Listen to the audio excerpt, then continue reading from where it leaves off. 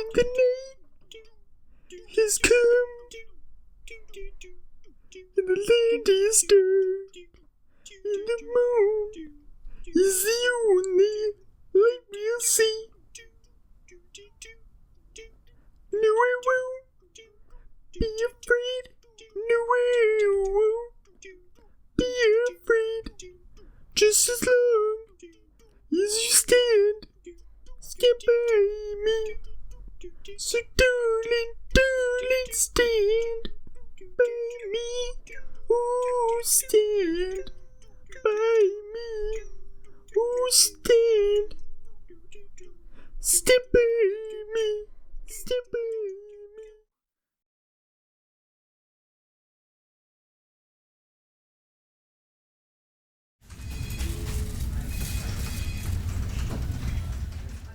Hey, welcome back to Danganronpa. That's right, Hifumi is murdered on the floor. Taka 2.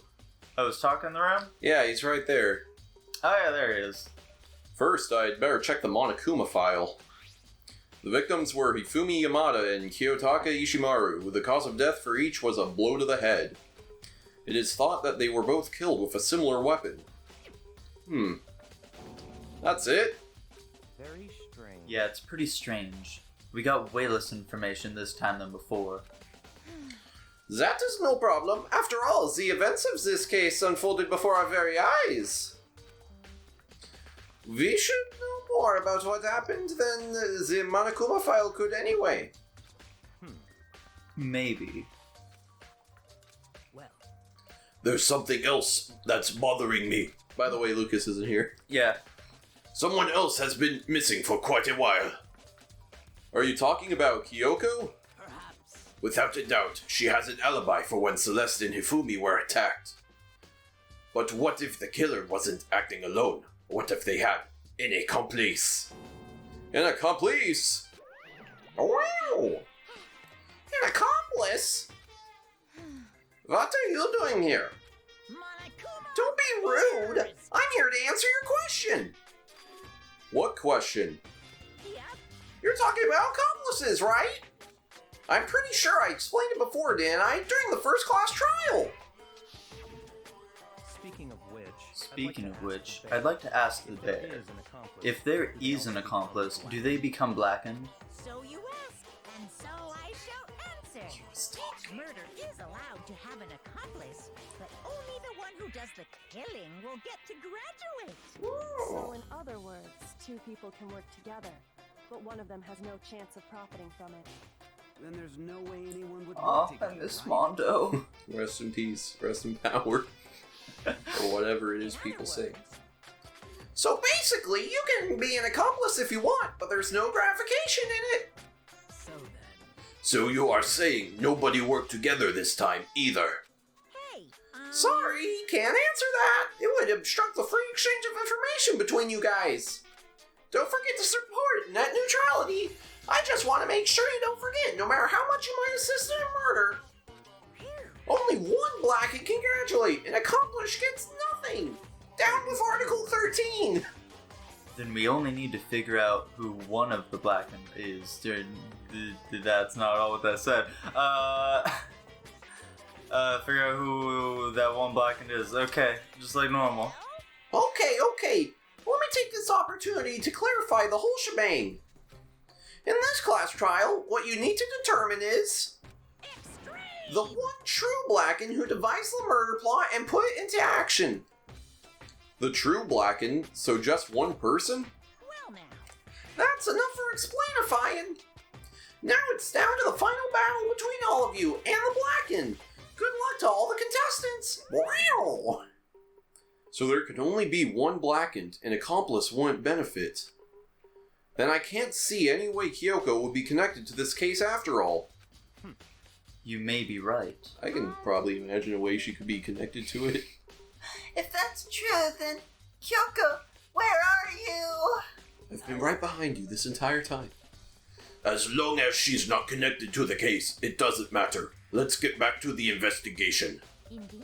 I have absolutely no doubt that Hiro is responsible. But for the time being, I suppose it can't hurt to pursue further information. You know, don't you think we should consider a certain someone a suspect just in case? I'm talking about the murders fiend genocide Jack. What? I'm offended! When did you... I've been looking all over for you, Master. When I woke up, you were nowhere to be found. Anyway, you there, Milksack Swimmer Girl! Milksack? Why do I gotta be a suspect? But I mean, you are a serial killer. So what? I'm like a special guest suspect every time. I have an alibi, you know. She's right about that. When we heard Hifumi scream, she was with me. And when the bodies disappeared, she was still lying unconscious in the equipment room. Plus, Taka's body aside, I can't imagine any way she would be able to move Hifumi's body. Besides, I calculate every move I make. I'm not gonna kill someone when everyone knows what I look like. They don't call me the murderous fiend for nothing. That's not the kind of thing you should be bragging about. Let's see. On another topic, should we post a guard by the bodies like before? We can't have them disappearing again. So then. Hina and I can handle that. You don't mind, do you, Hina? Sure, I'd be totally useless on the investigation anyway. It's all clear now. Then that's that. Let's begin. This whole thing is so strange. All but one of us has an alibi, so figuring out who did it should be obvious, right? But maybe it's just me, but I don't think it's going to be as straightforward as it seems. Nice. Hey, it's been added. Alright, so far, Tanner, who do you think did it? I think it's Hero. That's pretty cool.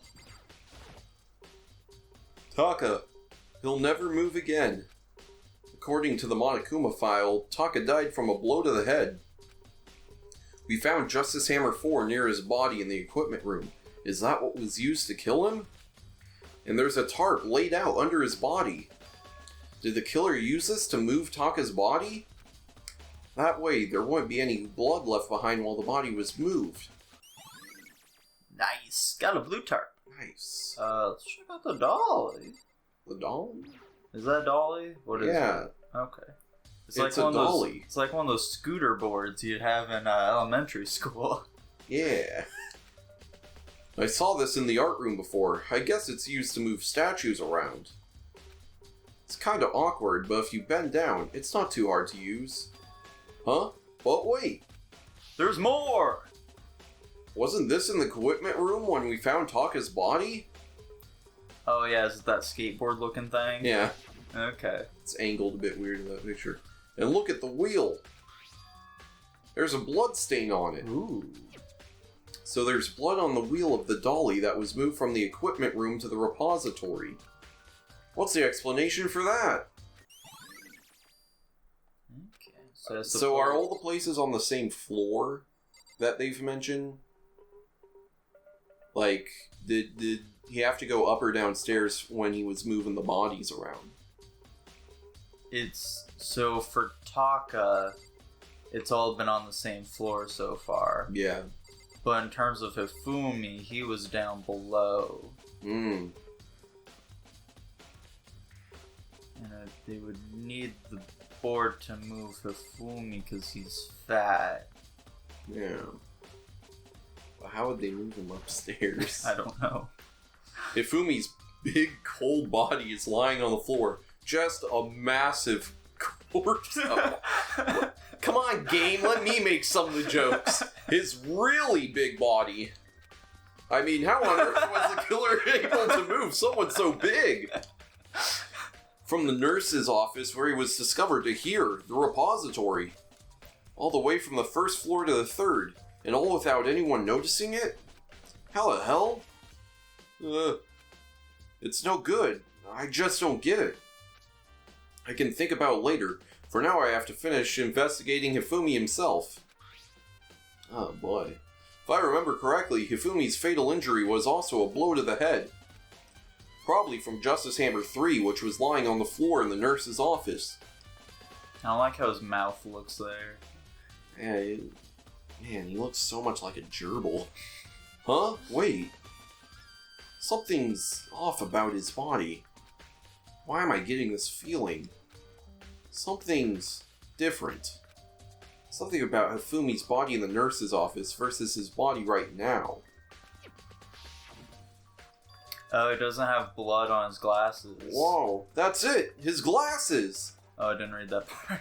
When his body was in the nurse's office, his glasses were covered with blood. But now, they're completely clean. Does that mean someone wiped his glasses off? But who would do that, and why? Nice! I gotta say, these clues are not giving me personally any hints as to how this unfolded. Let's see what else can we look. I think we just I guess got... we can look at oh this yeah, now. I don't think we made this observation specifically yet. There are hammers of all different sizes hanging on the wall, although some are more like mallets.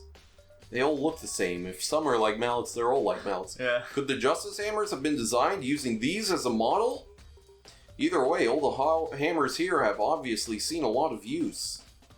They're all covered in debris and chalky stone powder. Wait. For some reason, this only hammer isn't dirty at all, and it's wet. Did someone wash it recently? Spotless hammer. I have no idea what a spotless hammer would do in the case. I mean, I assume they're implying it used to be a Justice Hammer? Okay. I think that might be it. I guess we can talk to them. Yeah. There are many aspects to the incident this time. Too many, to be honest.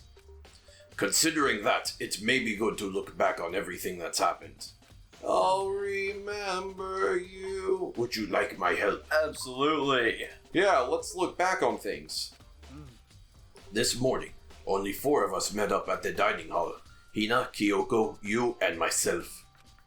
We waited for the others, but nobody showed up, so we decided to go look for them. It was around 8 o'clock when we began our search. And soon after we split up, Kyoko disappeared. After that, Hina found Celeste in the rec room on the 3rd floor, then quickly came and got you and me. According to Celeste, she was attacked by a suspicious individual and lay unconscious for about an hour. In other words, she was attacked an hour before we found her. Meaning, just after 7 o'clock. Based on the picture Celeste took, we discovered her attacker was dressed in a strange costume. It was Robo-Justice. It also became clear that this Robo-Justice had dragged Hifumi away. After meeting up with Toko and Byakuya, we began searching for the costumed assailant. We found an injured Hifumi in the library on the 2nd floor with the candlestick.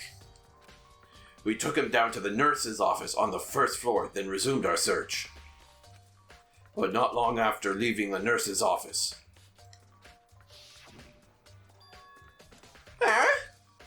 What's wrong? I saw a shadow, something moving around at the top of the stairs. Based on Celeste's claims, we went back up to the 2nd floor, where we split up and began searching. Then, right after that, Celeste screamed. This time, she had apparently seen the suspect on the 3rd floor. Hearing her screams, we quickly made our way to the 3rd floor. Celeste, what's wrong? That was a rather intense scream for someone like you. I saw him, this strange costume man. He ran off as soon as I screamed. I was blocking the stairs, so he headed further down into the hallway and disappeared. And then...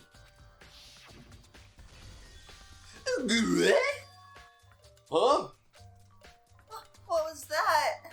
That came from downstairs. It must have been. Hifumi, he's in the nurse's office.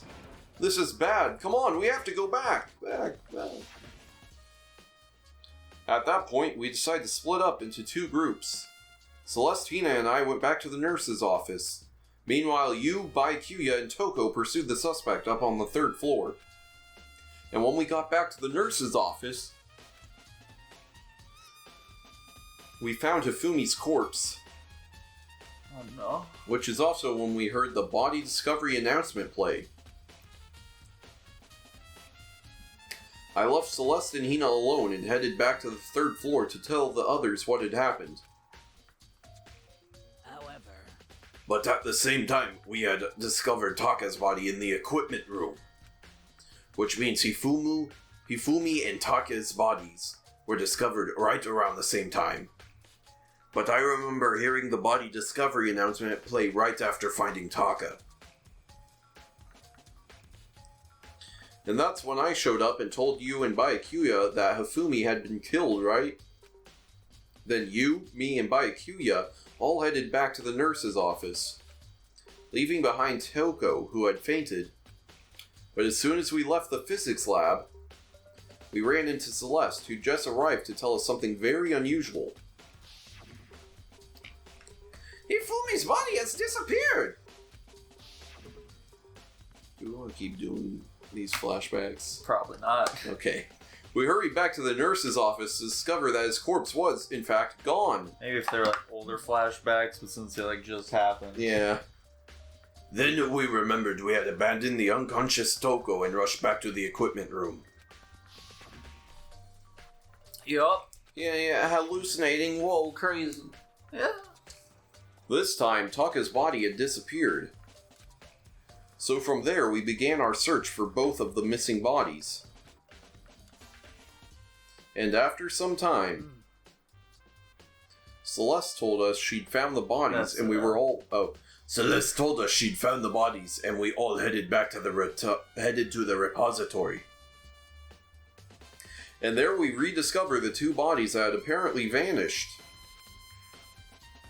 Oh, that was spooky. And that brings us up to now. however, And I hate recap episodes. Looking back, things have certainly been very active. If you want to look back at the case again, just let me know. I'm fine anytime. I'm not doing anything. And we'll do another outro. recap episode in the next episode. Bye-bye. Bye.